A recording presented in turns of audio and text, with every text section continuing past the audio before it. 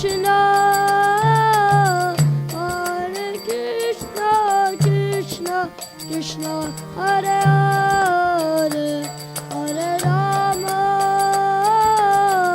Hare Rama, Rama Rama, Hare Hare.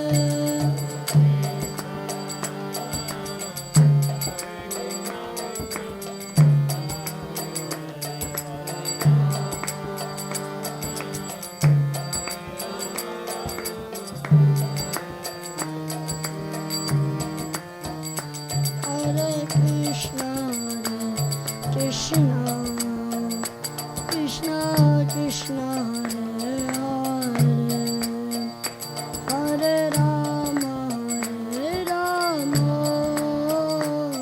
Rama Rama, Hare Hare.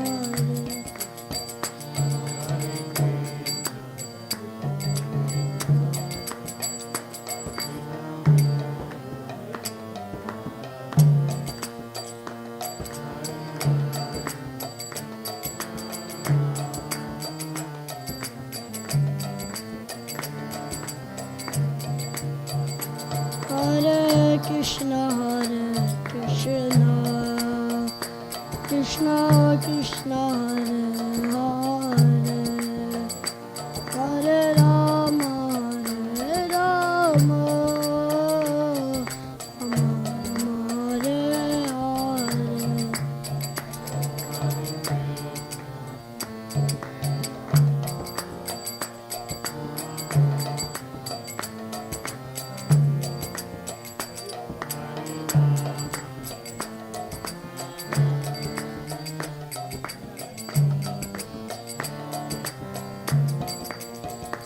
Hare Krishna, Hare Krishna, Krishna Krishna, Hare Hare, Hare Rama, Hare Rama, oh Rama Rama, Hare Hare.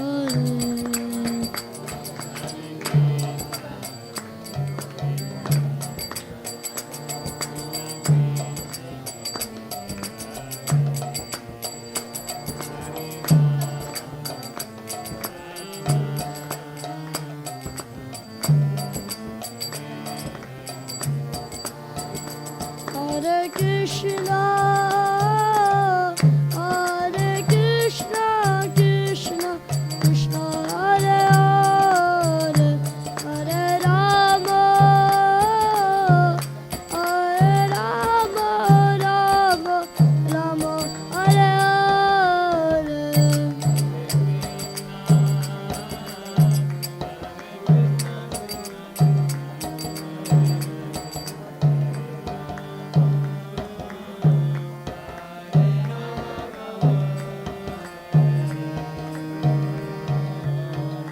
Hare Krishna,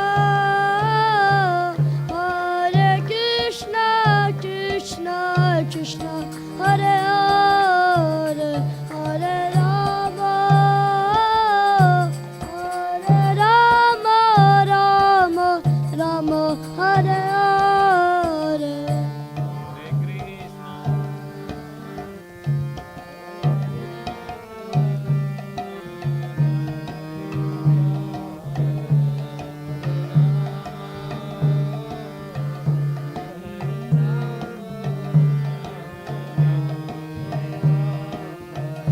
Hare Krishna, Hare Krishna, Krishna Krishna, Hare Hare, Hare Rama, Hare Rama, Rama Rama, Hare Hare.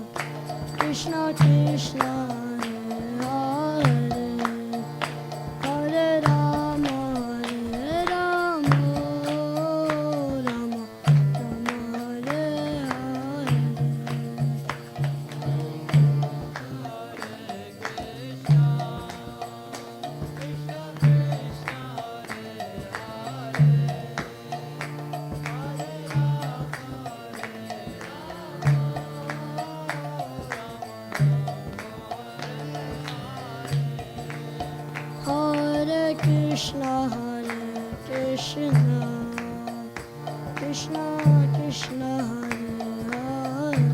Hare Hare Hare Rama Hare Rama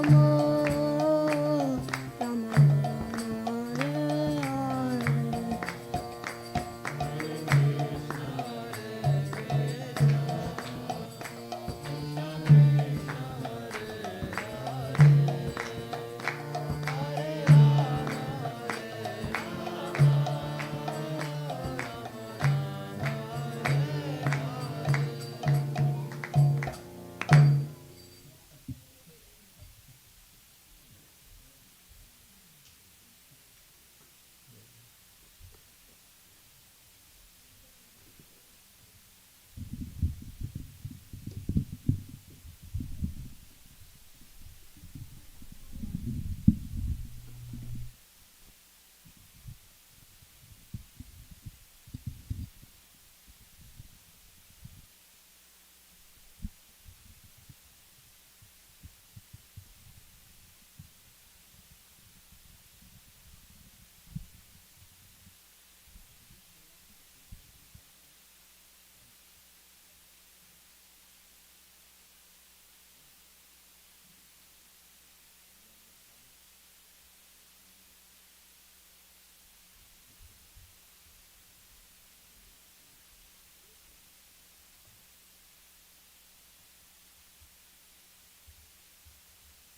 Part 3.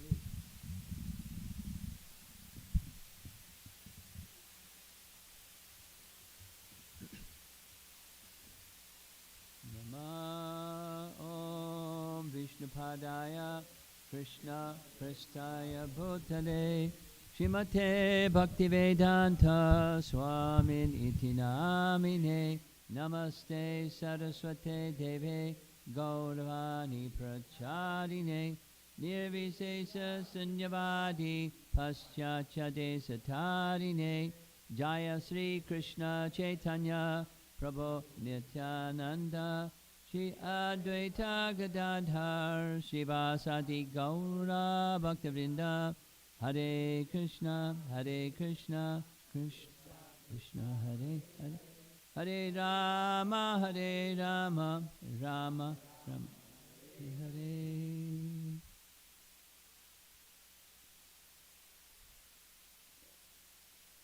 Stoka Krishna, today I met someone who said you for some period of time were serving as his financial advisor. Was that a donors dinner thing, lunch thing? Right over here? Because giving the history of Oswego and then how we got this current property, and I mentioned your name, and later he said you were his financial advisor.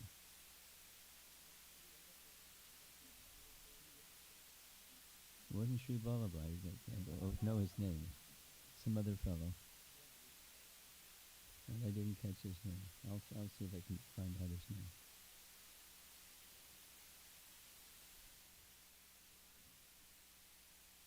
So last evening, we heard about Vatsasura. Let's see if some of our scholars in the youth group can tell us something about Vatsasura. You three are about the same age. 1, 2, 3. No? You're close to the same age. 1, 2, 3. You're not close to the same age? From my perspective, you're close to the same age. He's maybe 6 months younger and you're 10 months older or something. But can any one of you three say something that you know about Vatsasura? There's a nice photograph or painting of Vatsasura. He's got a nice mustache. What's one thing? He was a demon. Calf demon, right? Vatsasura. little louder.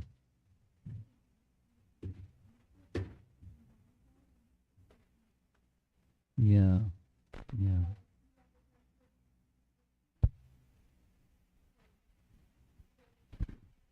By bad people or something. I'm pretty sure. Okay. Can you remember something additional?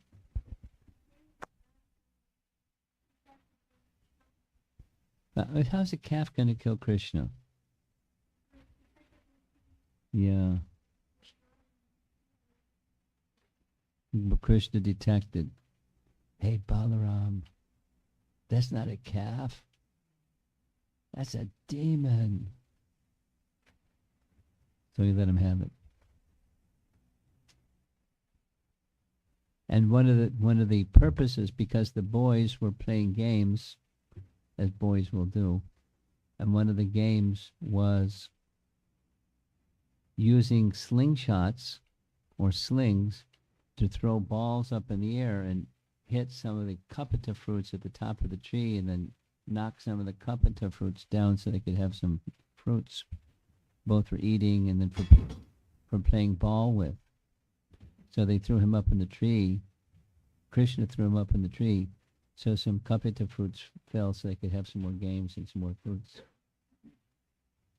Very practical. And you're going to kill a demon, do it in style, right? So after that, they had more childhood pastimes. And these are real calves, not the Vatsasura calf.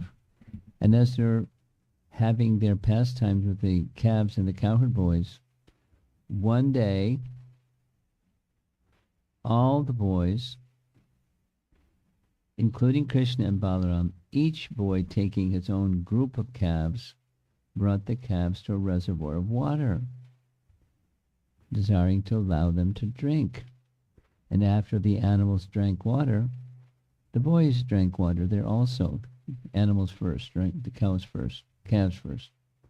Right there, right by the side of the reservoir, the boys saw a gigantic body resembling a mountain peak, broken and struck down by a thunderbolt. They were afraid even to see such a huge living being. That's Baka. There's an interesting big-eyed Baka. That great body demon was named Bakasura. He had assumed the body of a duck with a very sharp beak. And very quickly, the demon was famous as Baka, huge and cruel, with the form of a baka or crane, so duck or crane.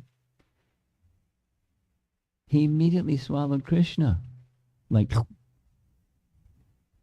just like that.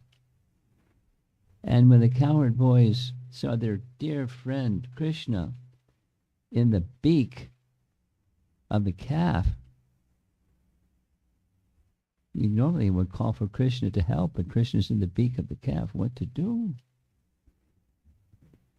Though he had a very sharp beak, this is Jiva Goswami's commentary, which was very strong to do his evil work, he could just get Krishna in his mouth, but he could do nothing more than that. Then, Jiva Goswami continues, this was the will of Krishna, whose name means he who is famous as a great ocean of variegated, inconceivable pastimes. So that's the European BBT painting, as I mentioned. European BBT commissioned artists to do a reprint of Krishna book. And because they didn't like some of the old paintings, they wanted to have new ones. And so this is one of their artworks. There's the Baka demon leaning over and trying to put Krishna in his mouth, or he already had put Krishna in his mouth, so what did Krishna do? When Balaram and other boys saw that Krishna had been devoured by the gigantic duck, they became almost unconscious, like senses without life. So prana is the life air, and prana gives life to dull matter. So the soul works through life airs that move in different ways through the body. That's his Ayurveda. And as if their senses had become dead, without life, they became almost unconscious. Vishwanath Chakrabarti writes, although Balaram could have killed the Asura, his response of fainting is because of brotherly affection. He fainted. Though, this is Sanatana Goswami, though Balaram had the power to immediately kill the evil Baka, Balaram and other boys suddenly became devoid of powers, of knowledge and action, jnana and kriya shakti, because they were overpowered by intense affection for Krishna, like senses without prana. So the verse goes on. Krishna, excitement in Vraja. Krishna, who was the father of Lord Brahma, but who was acting as the son of a cowherd man, became like fire, burning the root of the demon's throat. And the demon, Makasura, immediately disgorged him, means he spit him out. But he couldn't spit him out. When the demon saw that Krishna, although having been swallowed, was unharmed, he immediately attacked Krishna again with a sharp beak. Don't mess with Krishna. You're in trouble. When Krishna, the leader of the Vaishnavas, saw that the demon Bakasura, a friend of Kamsa, was endeavoring to attack him, with his arms he captured the demon by the two halves of his beak. Nice painting. Krishna, Jiva Goswami's commentary. Krishna squeezed the demon, who was a friend of Kamsa, and thus most powerful and most wicked, in his grasp. He's going to bifurcate his beak. That's what the painting is showing. Since Krishna was the goal, this is Jiva Goswami's commentary, since Krishna was the goal of the devotees, Satam Gati, Satam indicating the purified souls, the devotees, he was the goal for the devotees. Killing the demon was appropriate. The phrase friend of Kamsa also suggests that by bifurcating the demon, it was as if Kamsa was bifurcated. That's coming later. In the presence of all the cowherd boys, Krishna very easily bifurcated him, as a child splits a blade of virana grass.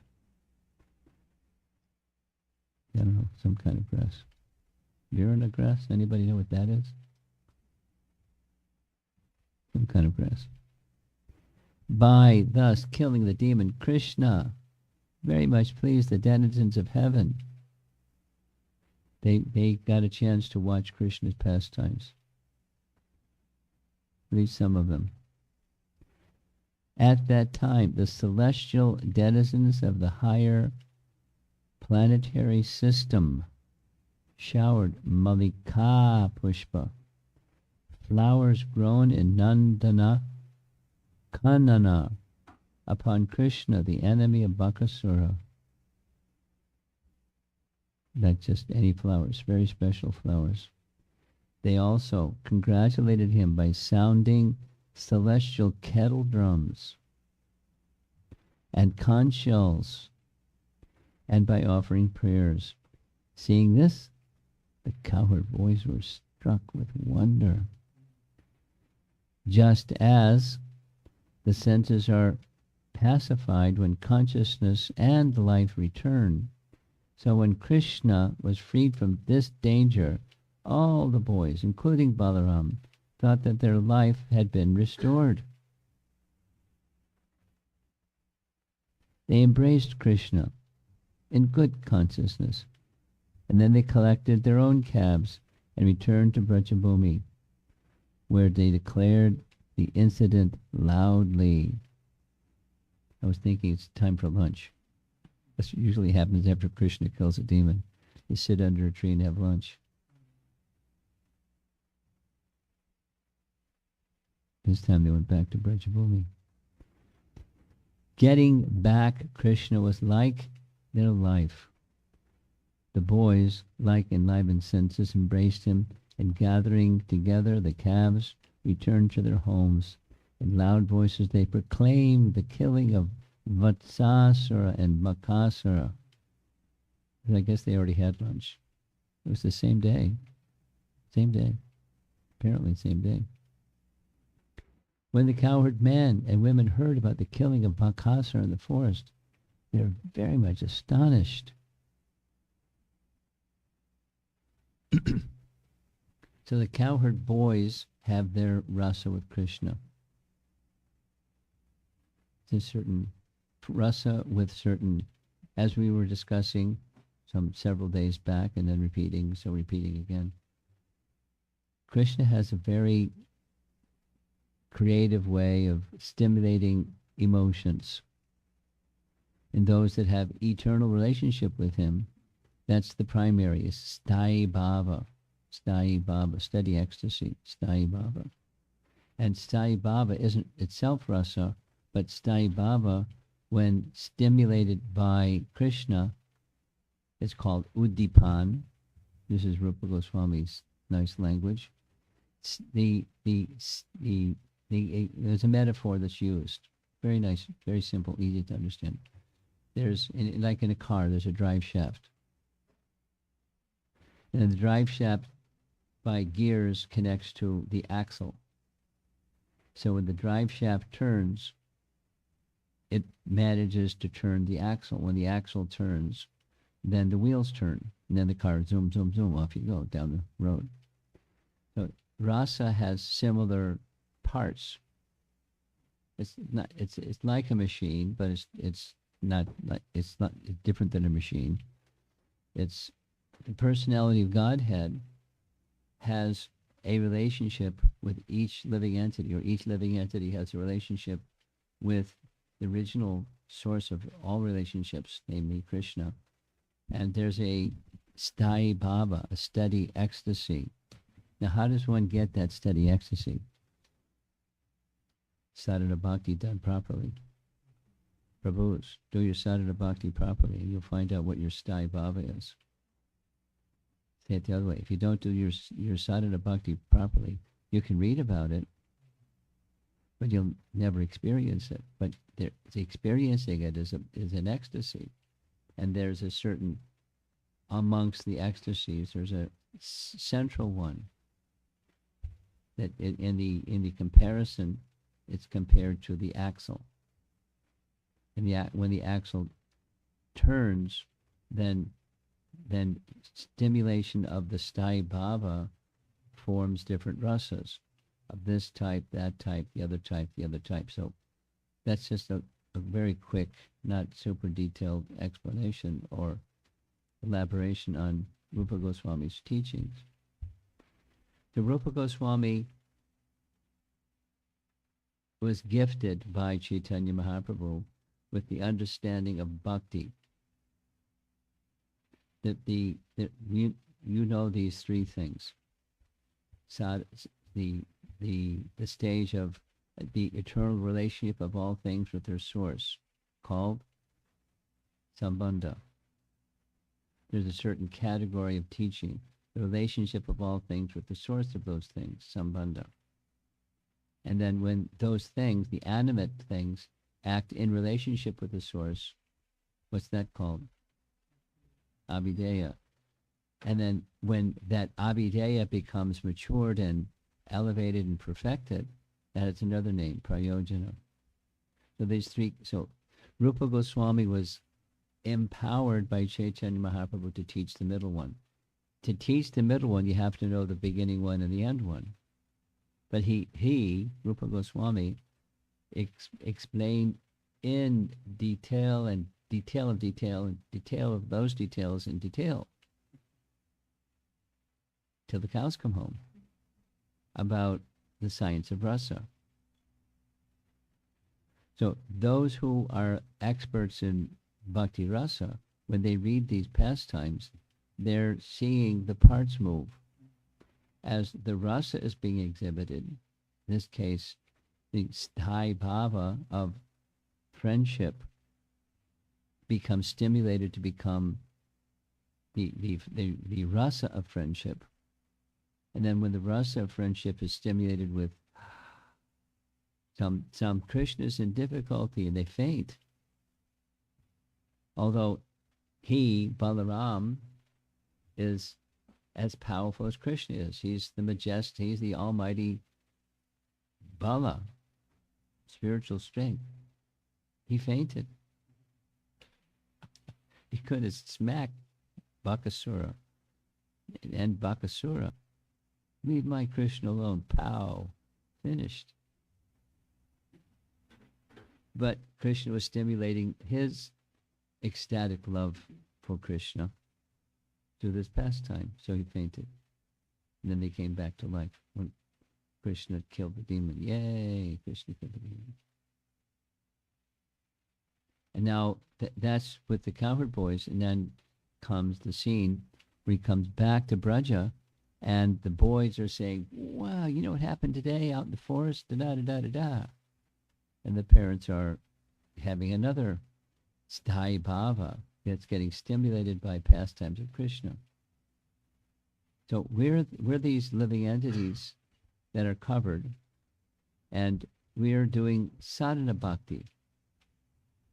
But the nice news is, when you do sadhana nicely, and you come to the stage of bhava bhakti, you'll do the same things, hearing Krishna's pastimes, name, form, qualities, activities, his ornaments, his attire, his exchanges with his friends and everybody. We'll do the same things, but something else will be our experience. And we can't say the same thing about worldly things. It's just not the same. Even if somebody's a good writer, historically there have been lots of good writers, and they're good writers. But it doesn't produce bhava and prema, because it's not sadhana, because Krishna is not at the center. There's something about Krishna is at the center that does magic. So let's hear about the parents, or the elders. Upon seeing Krishna and hearing the story, they received Krishna very eagerly. This is a classic painting. Classic painting. There's the young gopis, they're shy and they're in the background. They want to feed Krishna. There's mother and father, Nanda and Yashoda. And by Krishna's side, of course, is a cow. And he's extending his hand, and she's extending her hand. And it's a beautiful picture of rasa, parental affection towards Krishna. And in the background, the shy gopis, conjugal affection, each having their different relationship with Krishna. And the birds flying in the trees and the flowers and the peacocks and the this and the that's. They also have a relationship with Krishna. They received Krishna very eagerly, thinking that Krishna and the other boys had returned from the mouth of death. Remember, they just moved to the other side of the river Jamuna to get freed from demons, and here's two guys. Right away, no wasting of time. Thus they looked upon Krishna and the boys with silent eyes. not wanting to turn their eyes aside now that the boys were safe. The work, Krishna stimulated their ecstatic love also. So there's a certain dhyan, a certain meditation in parental affection. When child is no longer in danger, there's feelings, and there's external, the eyes and the body and the senses do. Hearing this, the cowherd men and women were surprised. This is Sanatana Goswami's commentary. The cowherd men and women were surprised and immersed in great affection. They gazed at him with attachment. This means that they became blissful on seeing him for a long time, because their eyes were never satiated fully. Nice. So who was this Baka in his previous life? Let's hear a little bit of that description. Bakasura was a demon named Utkala, who was Hayagriva's son. One day, the demon came near Jajali Muni's leaf hut at the place where the Ganges meets the ocean.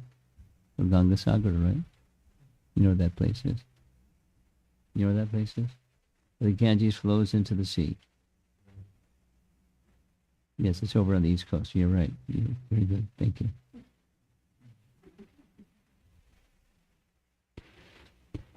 Casting a fish hook into the water, the demon caught a fish. Although forbidden again and again, the wicked-hearted demon gave no respect to the sage's words. The perfect sage, Jajali, cursed him. "Oh, demon, you eat fish like a duck. Then become a duck." And within a moment, he became a duck. That was quick. Utkala said, "Oh, sage, save me. I did not know the power of your austerities. The wise know that association with great saints like yourself is the great door to liberation. Saints like yourself see friends and enemies equally. They see that honor and dishonor, gold and a clod of earth, and happiness and unhappiness are all the same. So, why are you losing it and cursing me like this?"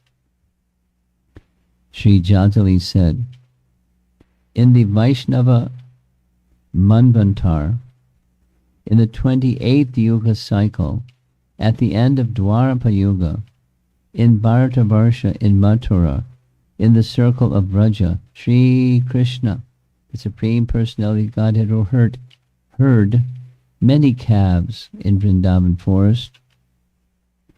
Even by hating him, many demons, such as Hiranyaksha, have already attained the Supreme.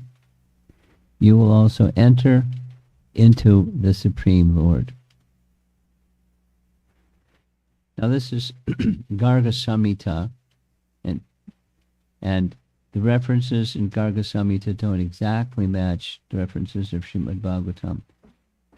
It's not that he merged or entered into the Supreme Lord, but that's what it says here. Now, here's Bhaktivinoda Thakur teaching us the obstacle in bhakti that Bakasura represents, that Krishna removes by this pastime. Bakasura represents cunning duplicity, deceptive behaviors, and hypocrisy. I mean, not like the other demons don't do that, but this is his indication. An outward manifestation of a virtuous lifestyle, while inwardly infested with deception, falsity, and cheating activities. So there's the killing of Bakasura. Now we're back in Vrindavan when Krishna and Balaram again with their family, the parents and the elders and everybody.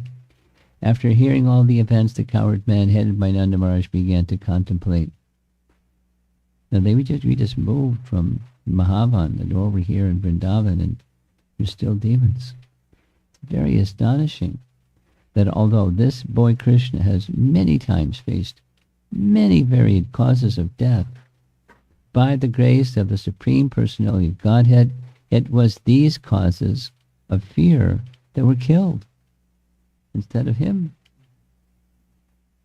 Although the causes of death, this is commentary, although the causes of death, the Daityas, were very fierce, they could not kill this boy. Rather, because they came to kill innocent boys, as soon as they approached, they themselves were killed, exactly like flies attacking a fire. And then he was recalling what Gargamuni said at the name-giving ceremony.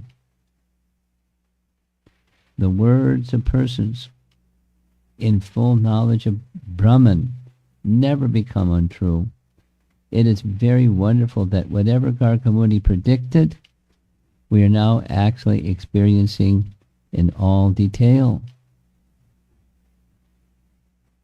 So, in this way, all the cowherd men headed by Nanda Maharaj enjoyed the topics about the pastimes of Krishna and Balaram with great transcendental pleasure, and they could not even perceive material tribulations.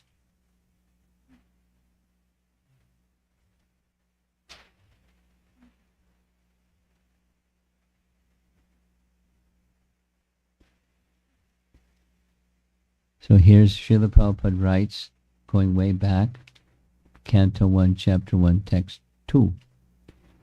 Here is an instruction about the result of studying or discussing the Krishna Leelas that appear in Srimad Bhagavatam. Sadyo hridi avarujitetra kritibi sushushubis takshanat.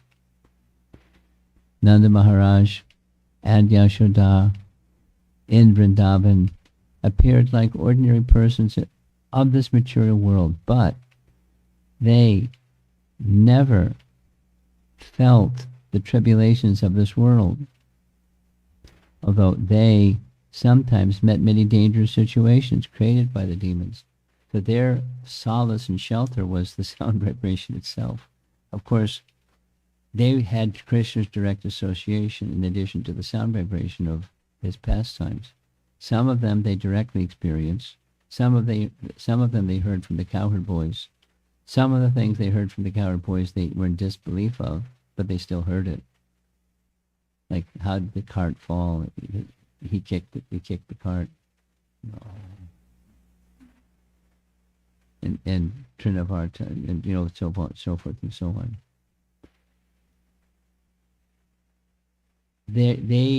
We're sitting here in warm house in Naperville.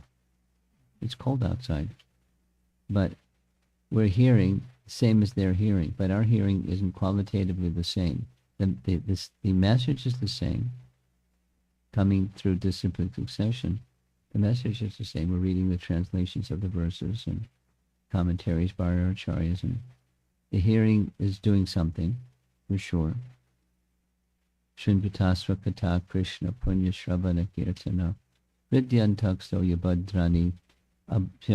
We have Abhadras, and Nanda doesn't. He's Abhadra free. But we go on, we can also become purified with faith in that sound.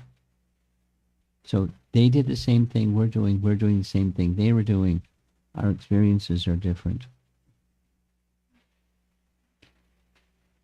They became free from all, they didn't even perceive material tribulations. They had feelings, transcendental feelings,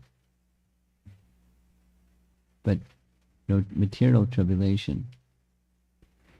In this way, Krishna and Balaram passed their childhood age in Vrajabhumi by engaging in activities of childish play, such as playing hide and seek,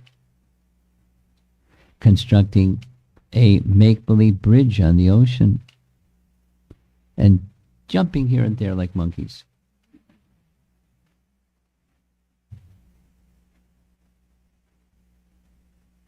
And all of this, the transcendental nature of Krishna, this is to indicate Janma karma chame divyam evam yoveti tattvata. Because the word karma is used, it means activity. We need to understand that the transcendental nature of his activity doesn't mean transcendental karma. There's no karma. But in that sense, the word karma just means his activities, the transcendental nature of his activities and his appearance in this world. And how do we understand them? We can understand them through bhakti. And how do we awaken bhakti? By hearing about them. And whether we understand or don't understand, to the degree to which we understand or don't understand, it's kind of inconsequential as far as the cleansing is concerned. The cleansing action is the same. Then comes this intensity versus laxity topic. It was one of the devotees who was hearing these classes. They're not with us in the room, but they're hearing some attending some live, some hearing some recordings. And then they were just today asking this questions about this intensity and laxity thing, because from Madhurya Kandambani and from the other teachings of bhakti in general, there's more swift spiritual progress when the hearing is ardent hearing or absorbed hearing or intense absorption in that sound, whether it's chanting of a japa or hearing the pastimes, when they enter with the heart more deeply than just the mechanical hearing of a sound vibration. So the intensity makes the experience more purifying, and therefore, the spiritual potency becomes more palpable, perceivable. It becomes part of one's experience.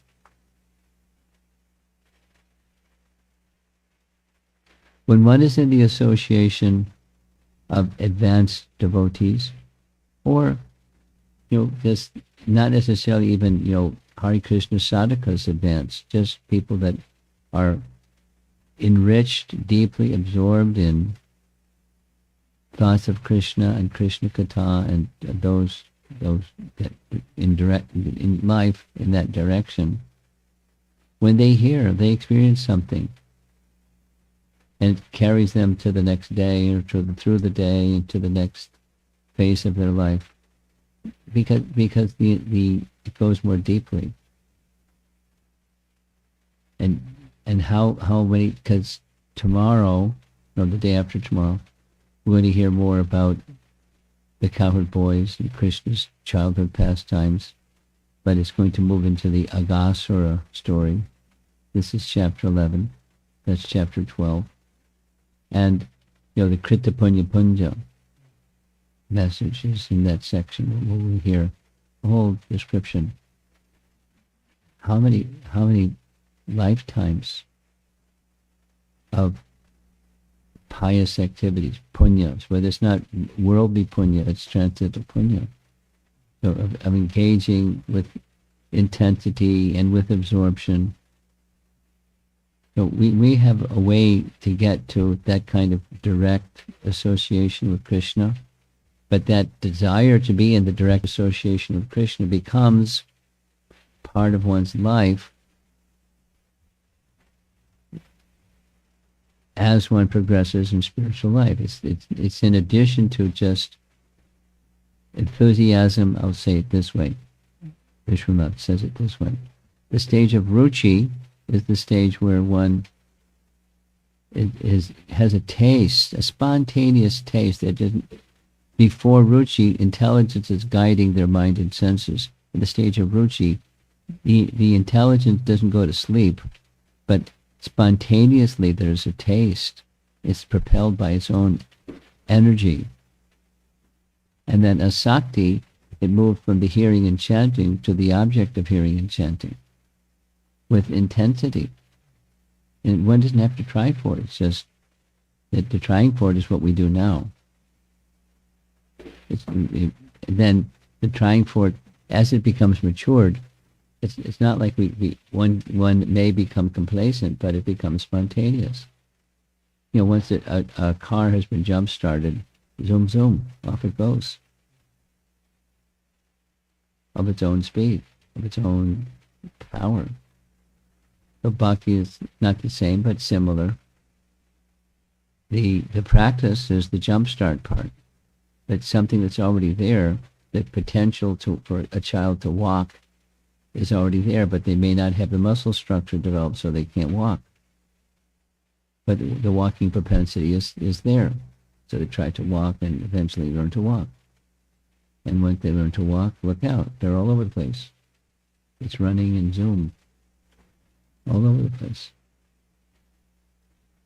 The spontaneous devotion is like that we're doing those activities that sadhakas are encouraged to do. Engage in shravanam kirtanam. And shravanam kirtanam, and do it again, shravanam kirtanam, just like the Hare Krishna Mahamantra. You're singing a nice melody with a few different, sometimes going up and sometimes,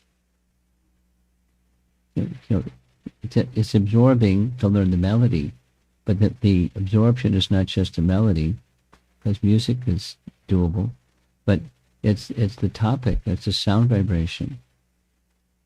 And same with these activities. Hearing again and hearing again and hearing again and hearing again and hearing again. Many of us in the room, we've heard this story many times. There's some nice paintings that enhances the experience to see the illustrations. But it's the sound vibration especially in our stage of bhakti.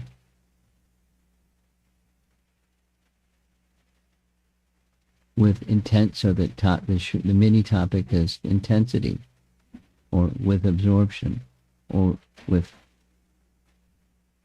intelligence guiding, strongly intelligence guiding the activity, and intelligence guiding the ear and the mind away from other things. You want to say something? Okay. And the intelligence guiding the mind and senses away from, the stuff that we do all the time. It's not like those things become trash, but they become altogether secondary behind the primary as one progresses and matures in life. So at least at any stage of life, in the room we have very young people, we have some different ages of people. And at every stage of life, that the habit, the practice of hearing on a regular basis, hearing Bhagavad Gita, hearing kirtan, hearing japa, it has an uplifting effect. And then trying to understand what's being said and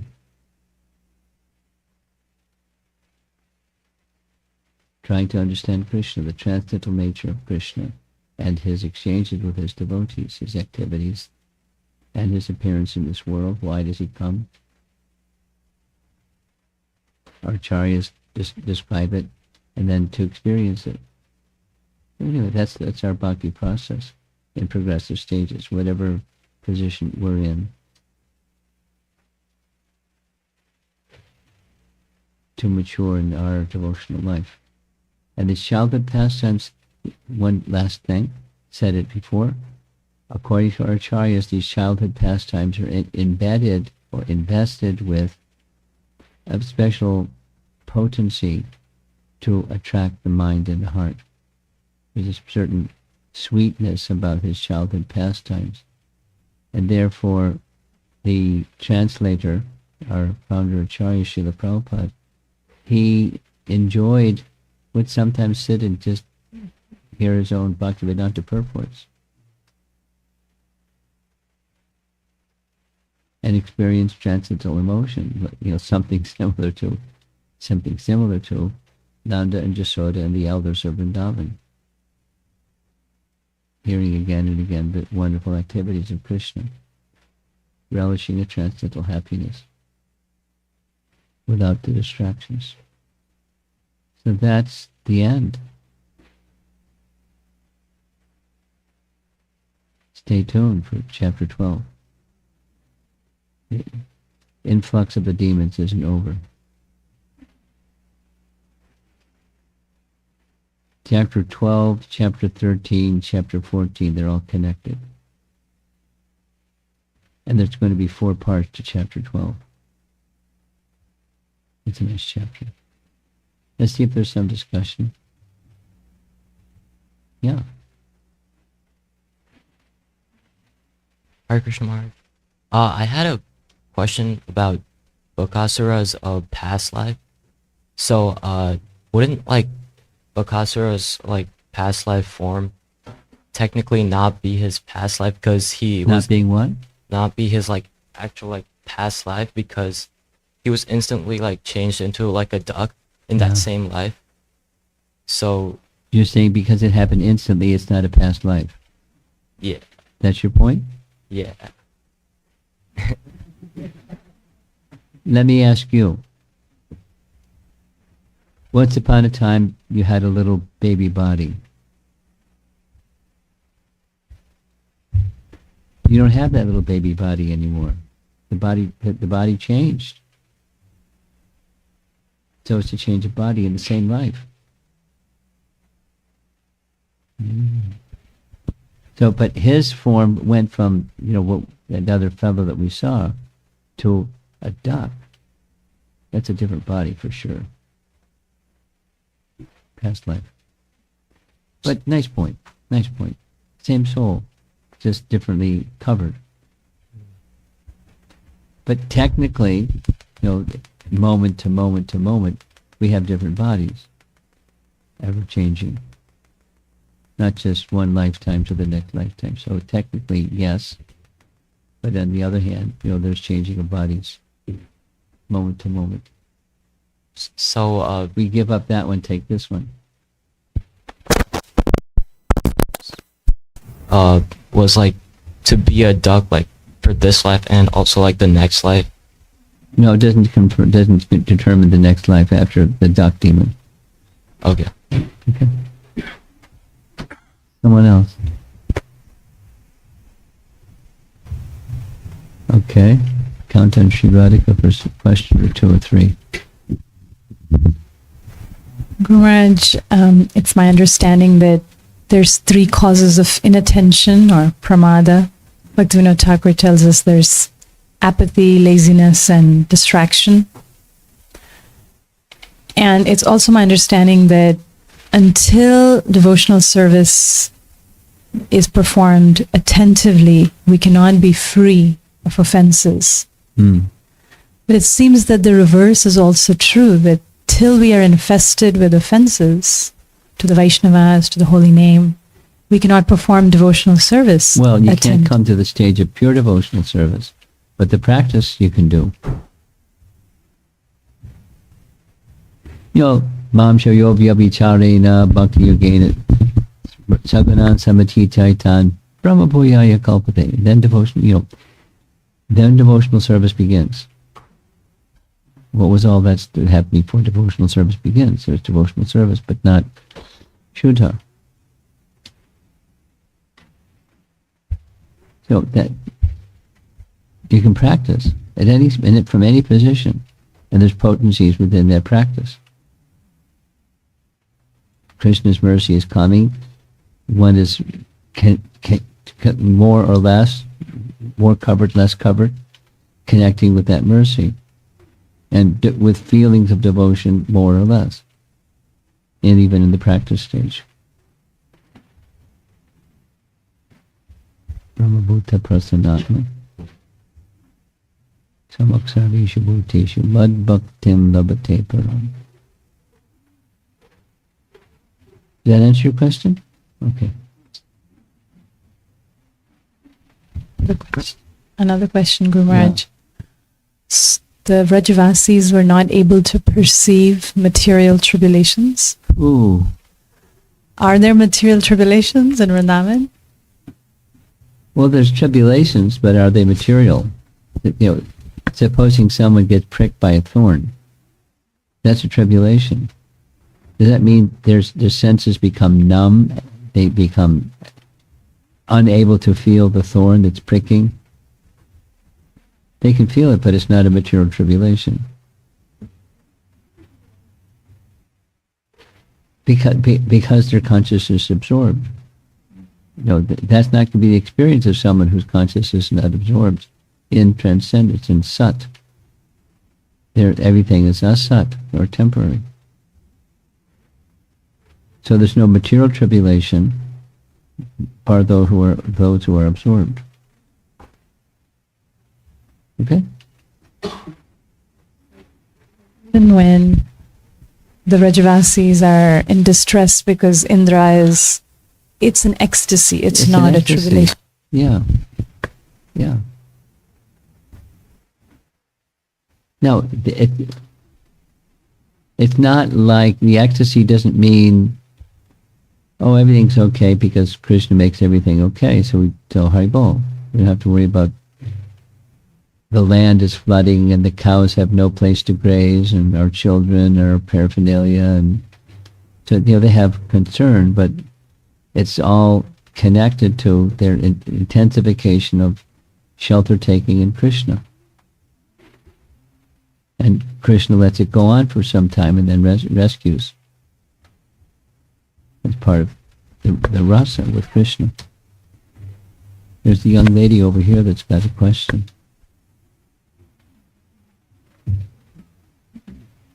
Put your hand up. There we go.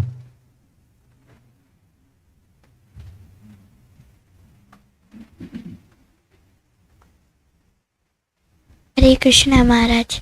What's the importance of hearing about Krishna? What's the importance? The sound vibration about Krishna that one can hear has the same potency as Krishna himself. Supposing we're sitting here having our evening class and the doorbell rings. And when the doorbell rings, Krishna walks in the door. And everyone's going to hit the deck. Krishna! Now, Krishna's presence and the sound vibration aren't the same. So what is it about this sound vibration? It's not different than Krishna. We don't have the qualification that attracts Krishna to ring the front door and come on in. He's not it's not likely to come. He could if he wants to, but it's not likely. So we get the opportunity to associate with him through sound. And that's what's special about that sound, associating directly with Krishna in detail from the topmost authoritative source, Srimad Bhagavatam, and through disciplic succession, through the perfect representatives of the transmitters of that sound. So somehow we became very, very fortunate, but that's what's special about it. And sadhana starts with sound. Remembering what we've forgotten starts with sound. You forget things sometimes? Yes, Maharaj. You sure? When you get older, you forget more than you're forgetting now. I can vouch for that one.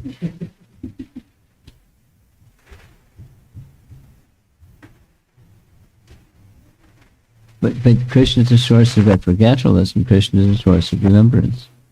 So the sound vibration brings remembrance. It stimulates remembrance. Oh, Krishna. And then the feelings, the feelingness with which we hear and call Shravanam Kirtanam, becomes stimulated by that sound. The Shravanam stimulates the feelings, the relationship, the forgotten relationship. Forgetfulness is given a back seat, and we have now remembrance just through hearing.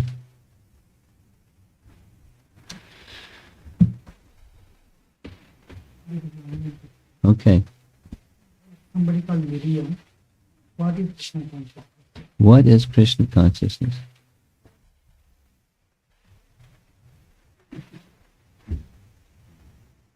We just reverse the words, and it's consciousness of Krishna. There's Krishna consciousness, where one's attention goes to the source of everything.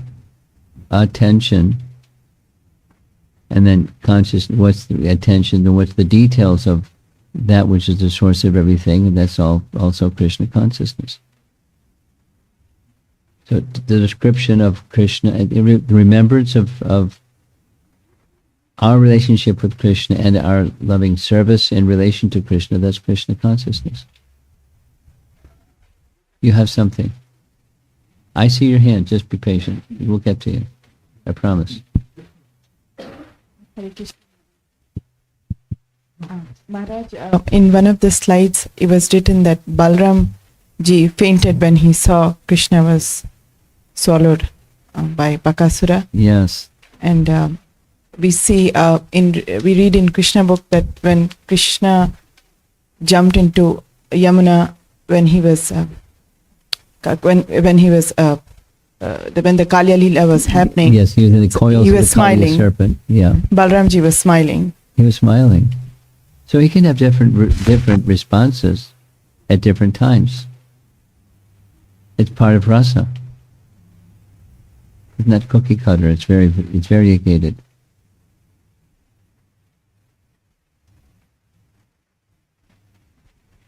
And in addition to he was smiling, when out of their parental affection, Yashoda and Nanda wanted to jump into the Kaliya lake and rescue Krishna, who doesn't need to be rescued, but that's what they wanted to do. He stopped them because he's spiritual strength personified. They couldn't move because he stopped them.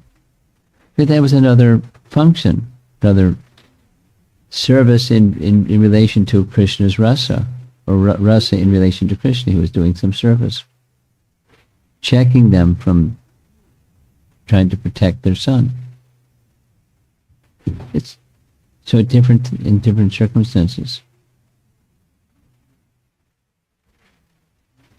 Maybe some other day of Brahma he faints.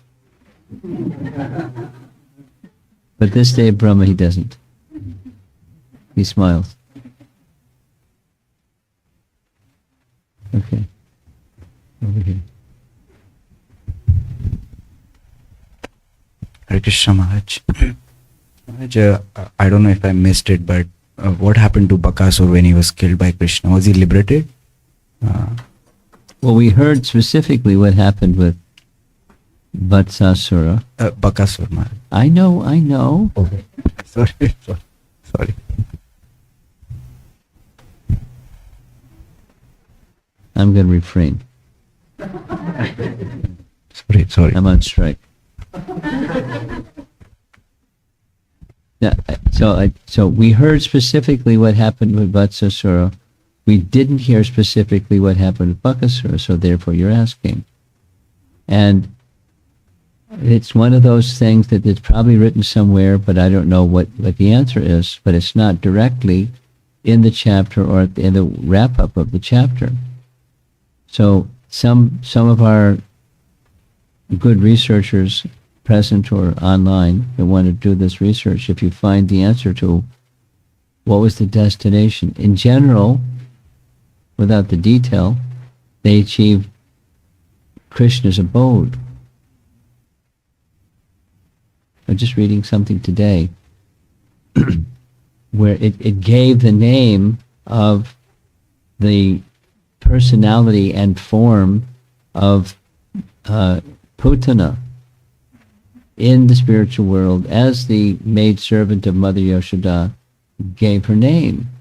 So she had a service and a form and a name and activities, and but it's not Sayuja. They attained the spiritual world. But now specifically, in what capacity and how did they get there and all that stuff.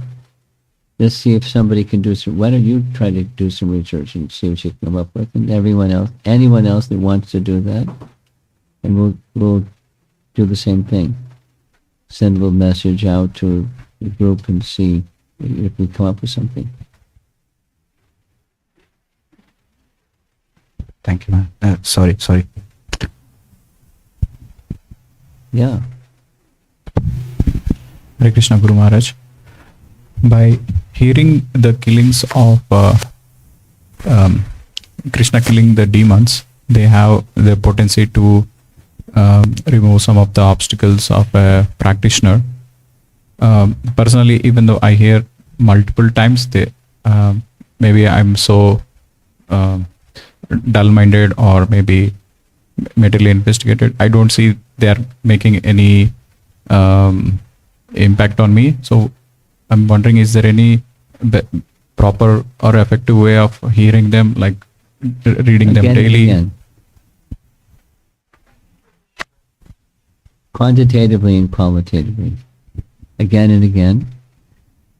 With faith. And then the effect is experience, just like anything else.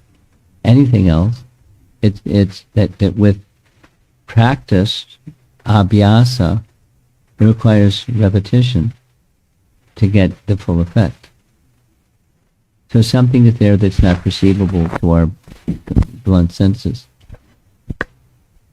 But it's something is going on. At least in principle, something is going on. And we can see in the lives of those that do regularly, with some intensity, the quality of their life changes. Their character becomes elevated, their consciousness becomes elevated, etc. And all the way in the back.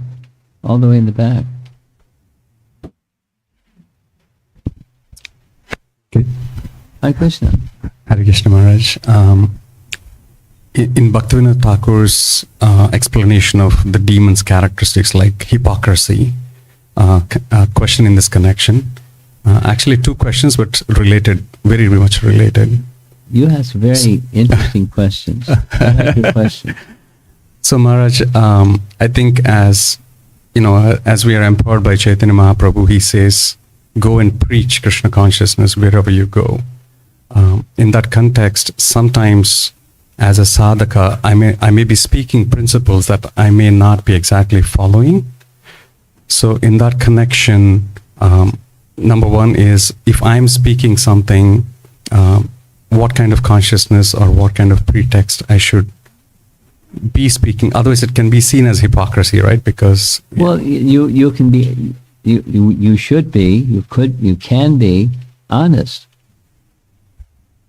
You don't have to say, here's my dirty laundry, and because of my dirty laundry, I'm not really qualified to say anything to you, but I'm going to say it anyways. But I just want to disclose I have dirty laundry.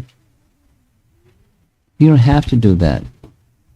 You don't have to present yourself as spotless either. You're a sadhaka that has defects. Welcome. And in that position of having defects, is there going to be effectiveness? There'll be less effectiveness than if you were without defects, but you're not without defects. But to become free from defects, you do the Shravanam Kirtanam program on the authority of Chaitanya Mahaprabhu and his representatives that you do for your purification. Now, the mistake would be to pretend that you're perfect when you're not. But you're not showing them your laundry list, and you're not pretending that you're perfect either.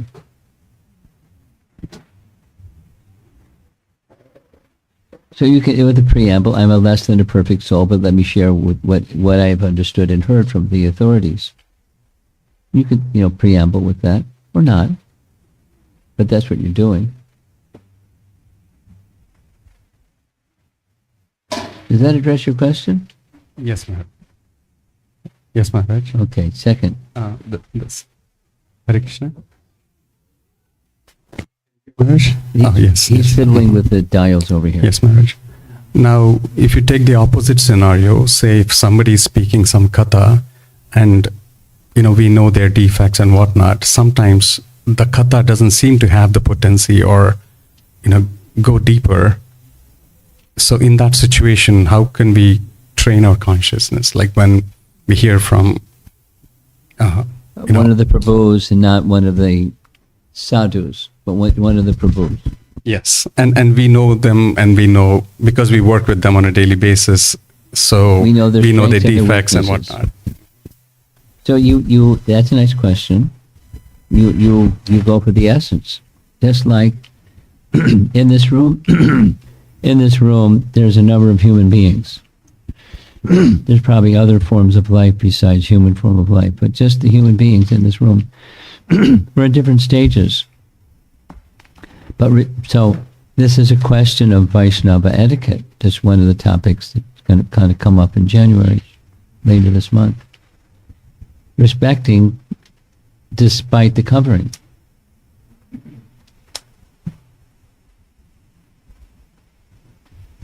Now, if you're respecting despite the covering, what the target or the object of respect? The soul.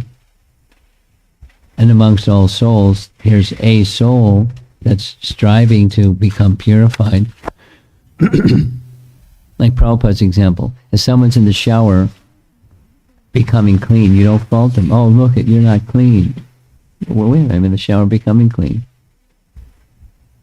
So you recognize here's a soul that's part of Krishna that's worthy of our respect in itself, like an ant or microbe or anything live.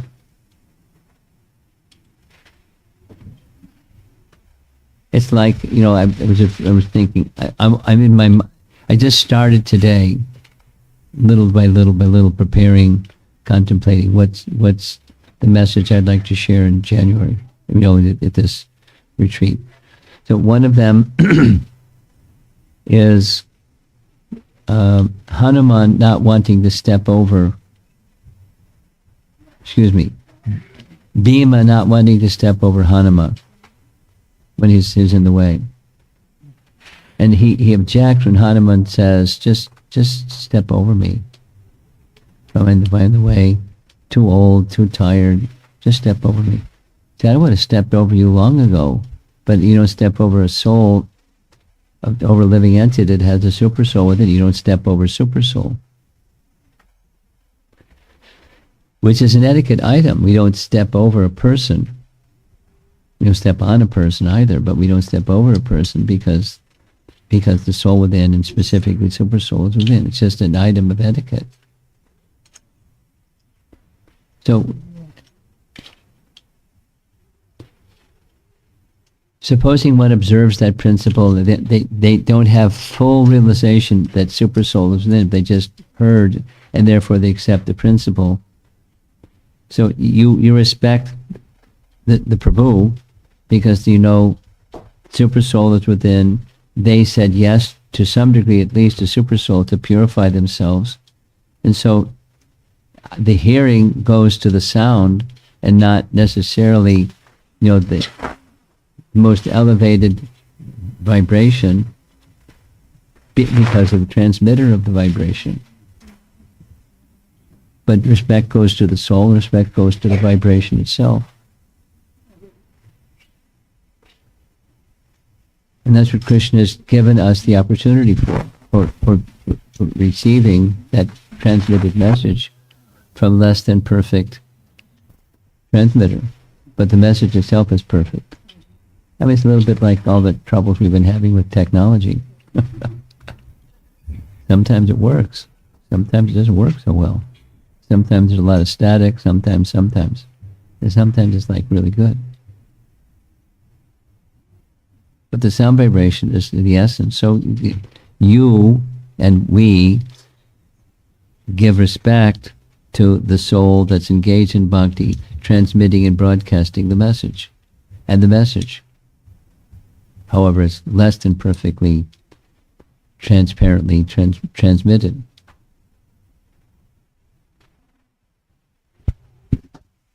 Yes, Maharaj. Thank you so much. Respect is the key word. Okay. Yeah. Hare Krishna Maharaj. Does Bhaktivinoda Thakur gives any more explanation about the qualities that he's comparing with each of these demons? Well, does he give more than what I put on the screen? Is that what you're asking? How we, when the more technical details are how it is. I recommend that you read his books and answer that question yourself. Yes, but yes. And that's where you'll find it. Krishna Samhita. What's the other one? Chaitanya Shikshamrita. Yeah. Okay, what else? The online question, Maharaj, the same person is asking again. Uh-oh. Are we guaranteed to reincarnate? Are we guaranteed to reincarnate? If you want to.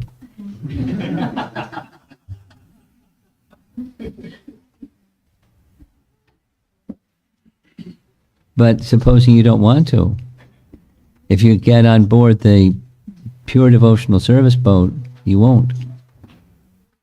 And otherwise you will. You have something. You have a microphone too. Now you do.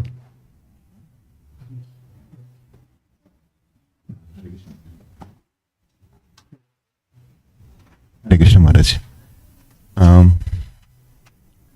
This is regarding the demons which we talked about for last Yes, service. that's our topic. Yeah. So whether it is Shatkasur or This one, that one. yeah, Bakasur, or so they all in the past life they did some mischief, and because of that they got cursed, and they asked for Mitigation of that curse. yeah, mitigation of the curse, and they got to know that by the mercy of Krishna they would get liberated. But why, if one knows that because of with Krishna they would get liberated, why they would even think of killing Krishna? They would be actually should be meditating on Krishna and become devotee of Krishna from then itself, looking for liberation from that curse, rather than looking to kill Krishna. Well, that's you. No, You're not a demon. unlike the similar story was with Ahilya Mata, Yeah. Devi, Yeah. who was cursed Yeah, by she was Gautam cursed. Yes. sage Muni, that she would She'd become, become a stone. But from that point, she was actually meditating for Lord Rama, and to get So that's a nice history. Now, your point is, if you just stay with Ahalya, she became a stone, or was within a stone, or something like that, and she was waiting, and Ramchandra came and touched the stone, and she transformed. So now, your question specifically is, if somebody knows that they're going to become liberated by the association of Krishna, won't they be respectful to Krishna instead of inimical to Krishna? That's your question. Well, Krishna is the source of remembrance, knowledge, and forgetfulness. So they may know and then in the next moment forget.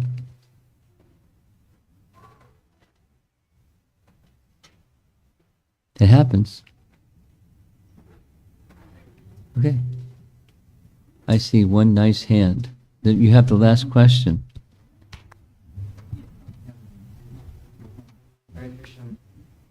Hare Krishna Maharaj. Hi, Krishna. So I've had this question for a while, and I wanted to know if you had I guess, scientific sort of answer. In in the Vedas and the scriptures, demons are always depicted as like looking crazy, and like wild hair and everying. That's artist. That's the artist. Look, So- you're an artist. You got to make the demon look like a weirdo. But they're always like well spoken. Like Ravana, he's depicted as like king of demons, but Well, he was he's- well educated. His father was an exalted soul. He was Brahmana by birth and well educated. So is it just the artist depiction? Yes, the artist Okay. depiction. So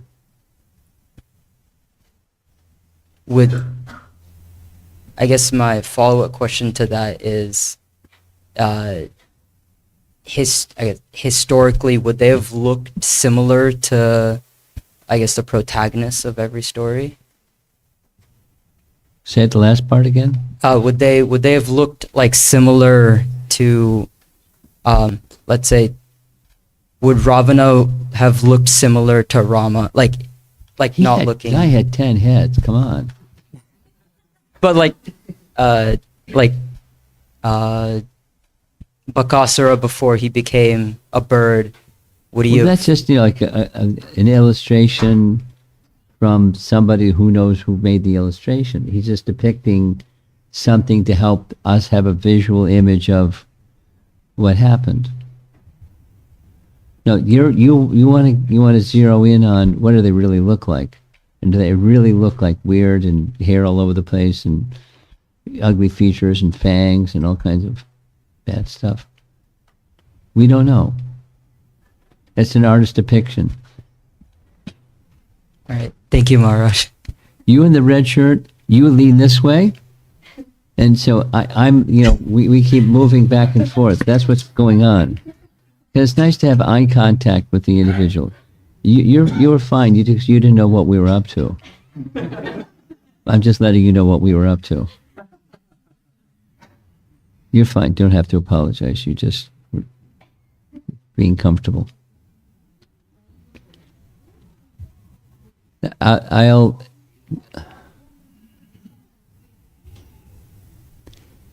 I'm trying to recall if there's some description of some demon that then had a further role to play, etc., etc. If their depictions, Hiranyaksha is described, Hiranyakashipu is described, Ravana is described. Their features, their features are intense, big and this and that, but not necessarily ugly looking, but just fierce. So then the artist has to depict the fierce. And so it depends on the artist how they're going to depict that. All right. Srila Prabhupada ki jai.